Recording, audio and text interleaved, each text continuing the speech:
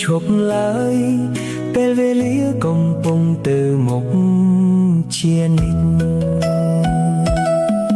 ត្រនិចនាឡិកាដើរទៅមុខជានិច្ច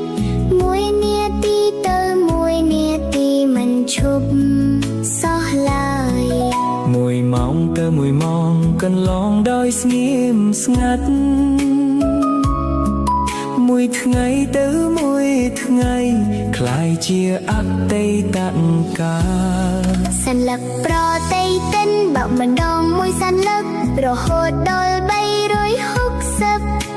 ថ្ងៃមិនមានការត្រឡប់ក្រោយឡើយមានតែដំណើរទៅមុខជានិច្ច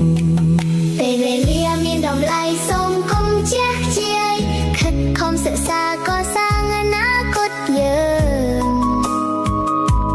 បឋមវ័យជាដើមទុននៃជីវិត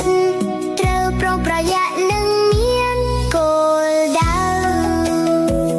កុំឲ្យអបាយមុខនាំឲ្យបាត់បង់ទាំងពេលវេលាទ្រព្យសម្បត្តិនិងកេរ្តិ៍ឈ្មោះ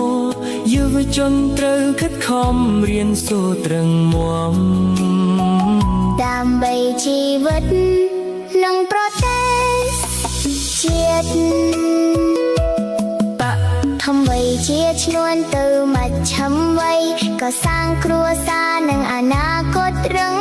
មាំមជ្ឈិមវ័យជាពេលរកទ្រព្យសម្បត្តិទុកសម្រាប់ខ្លួននិងកូនចៅថ្ងៃក្រោយបឋមវ័យជាវ័យស្ងប់ស្ងាត់ស្វែងរកធម៌និងកោះលើក្នុងជីវិត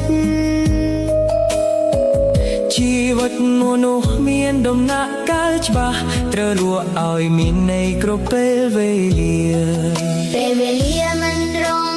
ចាំย้ำឡើយថ្ងៃនេះត្រូវធ្វើឲ្យមានតម្លៃបំផុតសាងអនាគតដោយចិត្តរឹងមាំ